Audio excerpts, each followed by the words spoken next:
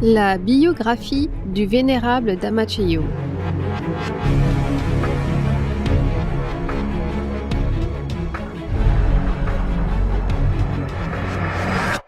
Un jour, alors qu'il était moine depuis 1 an, le vénérable Dhammacheyo, qui passait en voiture devant une piste de course de chevaux de Nan-Lerne, eut cette pensée. Des dizaines de milliers de personnes font des paris sur les chevaux. Dans le futur, je vais inspirer un grand nombre de personnes à venir au temple pour pratiquer la méditation et observer les préceptes. Peu de temps après, il commença la construction du temple Wat Phra Dhammakaya dans un champ de riz aride, avec seulement 3200 bahts, qui correspondait à $160 en 1970. Wat Phra Dhammakaya est devenu maintenant l'endroit où le plus grand nombre de personnes peuvent venir se rassembler pour méditer et observer les préceptes. Vénérable Dhammacheyo est né le 22 avril 1944 sous le nom de Chayabun Suttipol. Chayabun était impatient lorsqu'il s'agissait d'apprendre de nouvelles connaissances. Il aimait lire les biographies de personnes importantes comme source d'inspiration. Mais peu importe le succès réalisé par ces personnes, à la fin, elles doivent tous mourir. Cela lui a permis de réaliser que peu importe la réussite, personne n'a réussi à vaincre la mort. Toute vie humaine prend fin à sa mort. Cette constatation a motivé le jeune Chayabun à rechercher les réponses aux questions qu'il se posait sur la vie. Pourquoi sommes-nous nés? Quel est le but de la vie? Où allons-nous après notre mort? Le paradis et l'enfer existent-ils réellement? Le jeune Chayabun se mit à la recherche de maîtres d'enseignement de Dhamma pour obtenir des réponses à ces questions. Il reçut diverses réponses. Certains ont déclaré « Je ne sais pas, je ne suis pas sûr ». Le paradis et l'enfer pourraient bien exister parce que cela est écrit dans le Tipitaka, les textes bouddhistes, que le paradis est dans notre cœur et l'enfer est dans notre esprit. Certains ont même fait la remarque « Tu es encore jeune, pourquoi est-ce que tu t'intéresses à cela ?»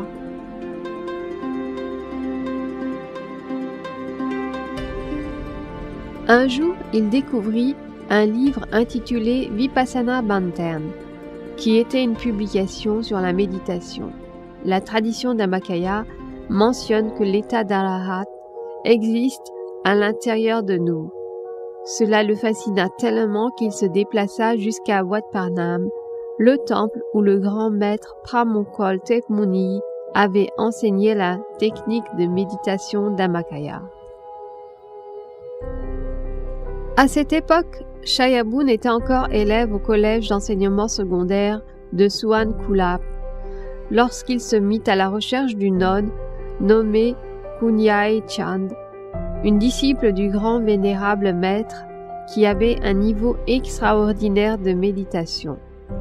Lorsque Chayabun rencontra Kunyai, il lui demanda les questions qu'il se posait depuis longtemps. Pourquoi sommes-nous nés? Où allons-nous après la mort? Le paradis et l'enfer existent-ils vraiment?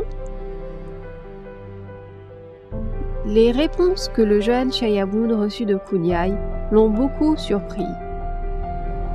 Kunyai lui répondit « Oui, le paradis et l'enfer existent, j'y suis déjà allé. Veux-tu y aller? Je pourrais t'apprendre comment et nous pourrions y aller ensemble. »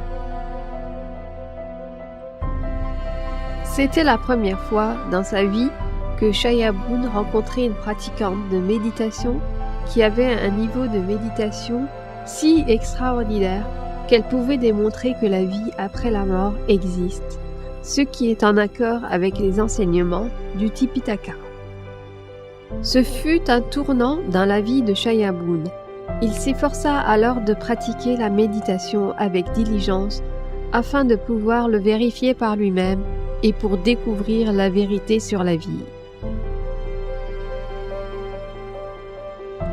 Au cours de ces 4 années passées à l'université de Kasetsat, il continua à pratiquer la méditation avec Kunyai au temple Wat Pah-nam.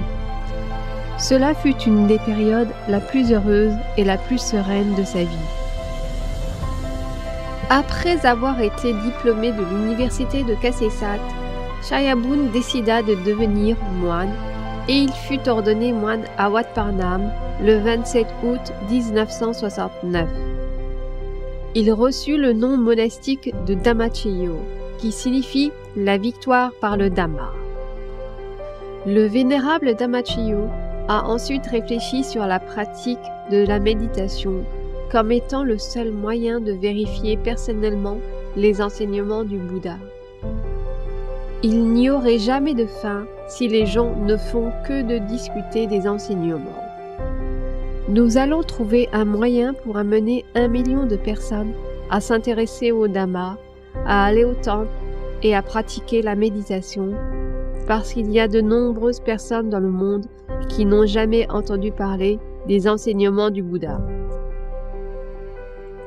Tous les jours, plusieurs millions de personnes prennent le chemin qui conduit à la ruine, qui est composé de l'alcoolisme, du tabagisme, de l'addiction aux drogues et aux jeux de hasard, alors que très peu de personnes vont au temple pratiquer sérieusement la méditation, et que le nombre de temples abandonnés continue d'augmenter chaque jour qui passe.